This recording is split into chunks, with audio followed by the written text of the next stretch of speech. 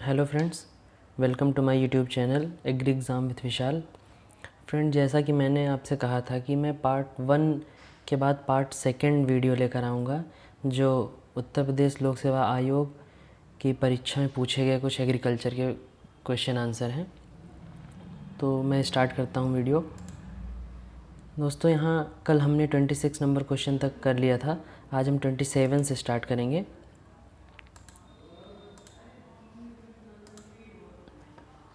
तो हम क्वेश्चन पे चलते हैं। The pair which is correctly matched.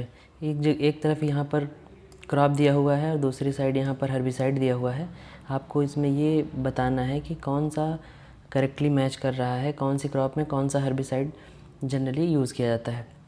मेज़ में आइसोप्रोट्यूरान, ग्राउंडनट में ब्यूटाक्लोर, शुगर केन में एट्राजिन एंड पिजन पी में सिमाजिन। तो दोस्तों, जनरली यहाँ आंसर जो है इसका सी ऑप्शन सही होता है। शुगर केन में एट्राजिन यूज़ किया जाता है। इन मेज potato wheat cropping system the cropping intensity will. मेज, पोटैटो और वीट का क्रॉपिंग सिस्टम अगर हम एक लेते हैं तो उसकी क्रॉपिंग इंटेंसिटी क्या होती है, यहाँ पर क्वेश्चन पूछा है। तो जनरली क्रॉपिंग इंटेंसिटी की फ्रेंड्स जो फार्मूला होता है वो होता है number of crop upon year. मतलब कि क्रॉप जो हम क्रॉपिंग सिस्टम में ले रहे हैं वो कितनी नंबर में क्रॉप हैं। जैसे यहाँ पर मेज, पोटैटो, वीट यानी 3 क्रॉप हैं और ये कितने ईयर का क्रॉप है, तो ये जनरली 1 ईयर क्रॉप होता है। तो 3/1 इंटू 100 हो जाता है। तो यहाँ पर इसकी क्रॉपिंग इंटेंसिटी 300 आएगी। इसका ऑप्शन डी सही है। नेक्स्ट क्वेश्चन पे हम चलते हैं। मालवी 305 यानी Malvi 305 is the variety of. तो दोस्तों, मालवी 305 जो होती है ये कैस्टर की वैरायटी होती है। कैस्टर, जिसे हिंदी में अरंडी बोला जाता है, ये उसकी वैरायटी होती है। नेक्स्ट क्वेश्चन है हमारा, herbicide recommended for wheat control in pulse crop. Pulse crop में जनरली जो हम हर्बिसाइड का यूज़ करते हैं वो है हमारा पेंडीमेथलिन। पेंडीमेथलिन को हम 3.3 लीटर पर हेक्टेयर के डोज से हम इसको प्रयोग करते हैं पल्स क्रॉप में। नेक्स्ट क्वेश्चन हमारा है, rich production of highest in area having. जो हमारा प्रोडक्शन होता है हाईएस्ट कब होता है? कहने का मतलब ये है कि यहाँ पर जनरली रिच की जगह पर राइस होना चाहिए। यहाँ पर मिसप्रिंट है। Rice production is highest in area having. कि पूछ रहा है इसमें क्वेश्चन में कि धान का सबसे अधिक उत्पादन उन क्षेत्रों में होता है जहाँ पर, कहाँ पर धान का प्रोडक्शन सबसे अच्छा होता है? हाई रेनफॉल, कैनाल इरिगेशन या bright sunny day during the after antithesis. Antithesis के बाद जब ब्राइट सनी डे आता है तब। तो दोस्तों, राइस प्रोडक्शन के लिए, धान की कल्टीवेशन के लिए हमें ये तीनों ऑप्शन ये सही हैं, क्योंकि यहाँ तीनों चीज़ों की रिकमेंडेशन होती है। तो इसका ऑप्शन डी सही हो जाएगा, all of the above. Next question में चलते हैं हम।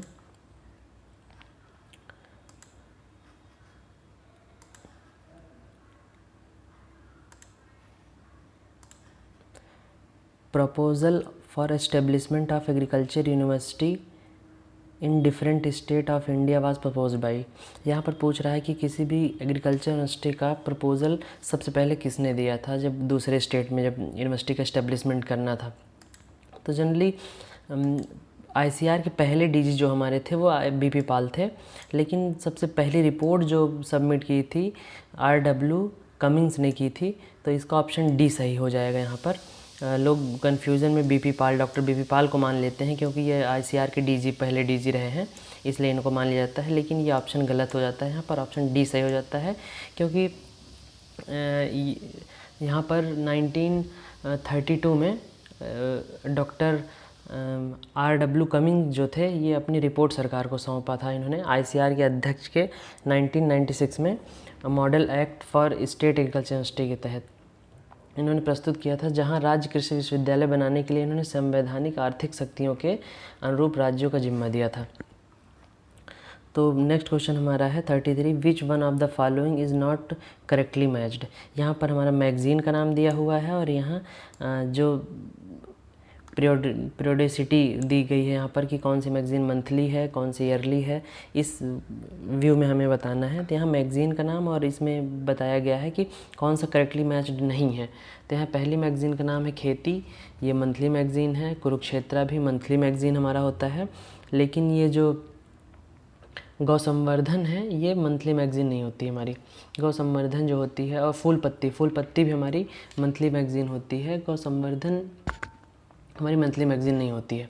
और जनरली फ्रेंड्स ये जो निकाली जाती है मैगज़ीन्स, ये हमारी ये जो खेती मैगज़ीन है, खेती मैगज़ीन के बारे में आप थोड़ा सा जान लें कि खेती मैगज़ीन जो होती है ये ICR द्वारा पब्लिश की जाती है। नेक्स्ट क्वेश्चन हमारा है which one of the following is not correctly matched. Learner है और एबिलिटी टू रिटेन है, कि कौन सा लर्निंग प्रोसेस है में हम लर्निंग रिटेन करते हैं, इसमें कौन सा करेक्टली मैच्ड नहीं है। व्हाट दे रीड, जब हम पढ़ते हैं किसी चीज़ को तो इसमें कह रहा है कि हम 70% रिटेन कर लेते हैं। व्हाट दे हियर, जब हम सुनते हैं 20%। दे सी, व्हाट दे सी, जब हम देखते हैं 30%। What they see and hear, मतलब जब हम देखते और सुनते दोनों हैं तो 50%। तो जनरली यहाँ हम कभी भी किसी चीज़ को पढ़ने से हमें 70% रिटेन नहीं होता। जनरली इसका आंसर जो होगा वो 1 हो जाएगा, लेकिन इसका सही आंसर जो होगा 10% होता है। जब हम किसी चीज़ को पढ़ते हैं तो हम सिर्फ 10% ही इसको रिटेन कर पाते हैं। नेक्स्ट क्वेश्चन 35 हमारा है under which programme poorest among poor is selected. Poorest among poor selected जो हमारा प्रोग्राम था वो जवाहर रोजगार योजना के अंतर्गत आया था। ऑप्शन ए सही है इसका। नेक्स्ट 36 क्वेश्चन है हमारा ऑब्जेक्टिव ऑफ NARP। NARP जो होता है नेशनल एग्रीकल्चर रिसर्च प्रोग्राम होता है, जो जनरली हमारा सभी इसका आंसर जो होता है वो research of all type of crop होता है। ये NRP जब आया था तो इसका एम था कि जितने भी एग्रीकल्चर सेक्टर के जितने भी एग्रीकल्चर सेक्टर में आता है उसमें जैसे कृषि हो गई, वानिकी हो गया, पशुपालन हो गया, इन सब चीज़ों के रिसर्च को आगे बढ़ाना है। नेक्स्ट क्वेश्चन हमारा है which one of the following is not correctly matched. तो इक्विपमेंट है पार्ट है यहाँ पर। जनरली जो इक्विपमेंट है एक्सटेंशन एजुकेशन में जो रोल प्ले करते हैं उसके इक्विपमेंट के नाम दिए हैं और इक्विपमेंट के पार्ट्स यहाँ कौन से हैं इसको हमें बताना है कि कौन सा करेक्टली मैच्ड नहीं है। जिन्हें tape recorder, spool, PAE, amplifier, projector, slide carrier and epidiascope film. तो जनरली इसका आंसर जो होता है हमारा ये हमारा ए सही हो जाता है। यहाँ पर टेप रिकॉर्डर का ये पार्ट स्पूल नहीं होता है। तो स्पूल जो होता है ये सिलाई मशीन का पार्ट होता है। बाकी यहाँ पर तीनों ऑप्शन सही हैं तीनों। Which one of the following is not correctly matched. Approaches दिया गया है और टीचिंग मेथड दिया गया है कि इंडिविजुअल जो होता है वो रिजल्ट डिमॉन्स्ट्रेशन होता है, मास सिनेमा में होता है, मास कम्युनिकेशन या अप्रोच जो होती है ये टेलीविज़न थ्रू होती है, ग्रुप जो होता है फ्लैश कार्ड। तो यहाँ ऑप्शन डी हमारा सही है। इंडिविजुअल में जनरली हम एक लोग को चीज़ें सिखाते हैं, इंडिविजुअली एक लोग से कम्युनिकेट करते हैं, तो यहाँ ऑप्शन ए सही हो जाएगी, ये करेक्टली मैच्ड नहीं है। Minimum support price announced by. Minimum support price जो न्यूनतम समर्थन मूल्य है जो क्रॉप हार्वेस्टिंग से पहले गवर्नमेंट इसका तय करती है, तो ये CACP के द्वारा निर्धारित की जाती है। CACP के द्वारा, CACP इसका ऑप्शन सी सही हो जाएगा यहाँ पर। नेक्स्ट क्वेश्चन हमारा KGK has been sponsored. KGK जो होता है ये कृषि ज्ञान केंद्र होता है और इसी के जैसा एक और होता है KVK जिसे हम कृषि विज्ञान केंद्र कहते हैं, उसी की तरह ये होता है KGK कृषि ज्ञान केंद्र। इसका जो स्पॉन्सर करता है वो ICR के थ्रू स्पॉन्सर किया जाता है।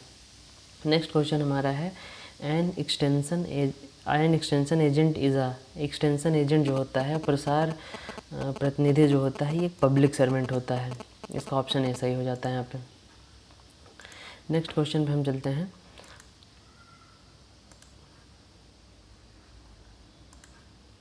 The best rural leadership quality on taking decision is. जो रूरल लीडरशिप की क्वालिटी हो, कैसे हम जैसे किसी भी डिसीज़न को कैसे हम